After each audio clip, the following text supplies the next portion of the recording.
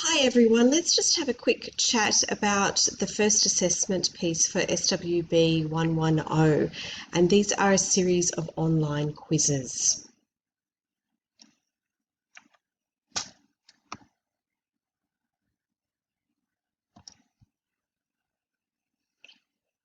So you might be thinking, why are we doing these online quizzes? There's a couple of reasons for that. The quizzes are worth 20% in total, so you can really bomb out on these and still pass the class, don't worry. But they are also a great way of earning some extra grades. Remember, you start with 0 grades, so you can potentially get, 20% of your grade just from doing these quizzes. And the quizzes are all from the course readings, and there's only 2 readings per week, so it's actually for university, it's quite a light reading load.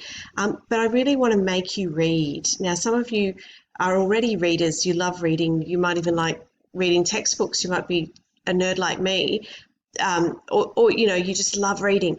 Other people don't. Other people don't read at all. They might not read anything except for social media posts. But to be a professional, you need to be able to read, and reading really helps you do a couple of things. It helps you write better, and it helps cement and learn the information. And what I would say is reading things like textbooks or journal articles or reports can seem quite boring. So you need to practice it so it becomes less boring for you. It might never, but you're going to be doing a lot of it for the next few years. So it's a skill. Reading's a skill and it needs to be practiced. It's also a good idea to take notes as you're doing the reading. So a lot of people like to print their work so that they can write on it.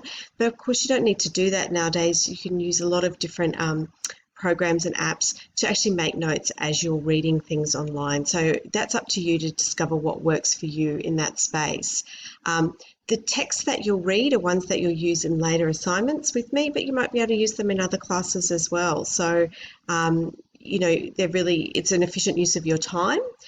I actually can't teach you everything in the lectures or in the tutorials. You can't rely on me for everything that you need to know to pass the assessment, but also, to be a good professional and practitioner in the future. So learning is an ongoing process, and you're actually paying to learn with us at the moment. So I really need you to do the readings to cement that knowledge. The readings act as a concrete, so they give you extra knowledge than what I can give you in the lecture, but they advance it. They really, put it into place for you.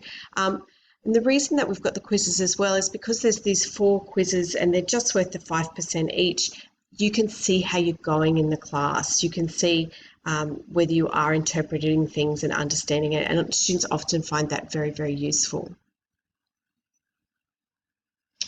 Now, just note, you need to get out your calendar and put the dates in for the quizzes, okay?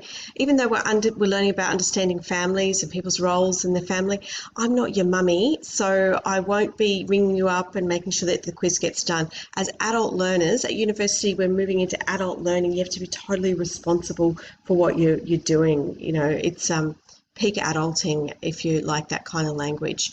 So look, the quizzes are on from 9 a.m. to 5 p.m. and I've done them in those hours. So if you're working during the day, you're busy during the day, you do them Thursday night, no problem. But the reason I've done that is if you have any problems, it means that HIQ will be able to assist you, take your phone calls. I might be able to field some of your emails during that time between teaching as well. Those quizzes are in weeks 2, 4, 6, 8, okay, on the Thursdays. So you need to go and look at the academic calendar, figure out when that is, all right?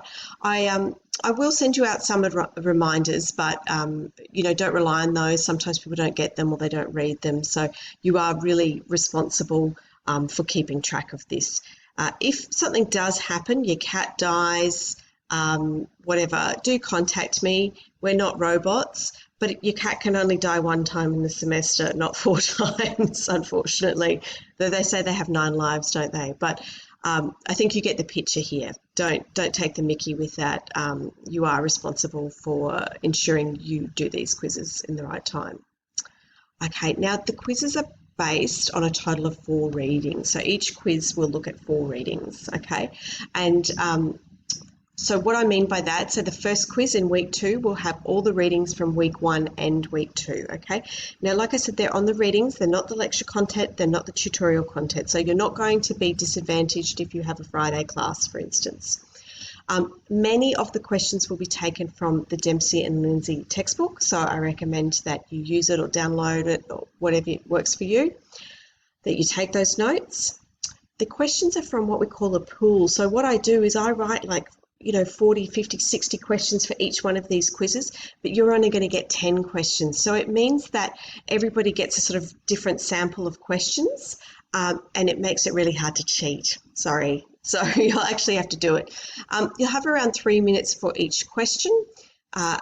I will monitor the class progress. The 3 minutes could change if people are really struggling. If the questions seem too hard, I might make them easier. If they're too easier, I can change them again to make them more difficult as we go along. There are 10 questions, so 10 number of fingers on our hands and toes for most of us, and they are worth 0.5 marks each, so only half a finger each, or half toe. So they're 5% quizzes, so 5%, 20% in total. Okay, so don't worry if you bomb out on one quiz too much. Probably won't be the ending of you. But what I have found doing this assessment with other classes over the years is that this can be sort of the make or break between, say, a cut-off between a 7 and a 6 or even a pass and a fail. So I do encourage you to work hard at doing them. Where will you find these? Well, these will be found under the assessments tab, okay? Now, you won't find the link to the quiz will only come up once the quiz is open for you, and then it will sort of magically disappear. I obviously can see it, but you cannot. You'll get your grade and the answers in the following week. And if you have any IT issues, if the internet goes down or something like that, do contact HIQ in the first instance, okay? Don't contact me because I might be busy teaching or researching or doing my other parts of my job, and they're the people to contact who can help you.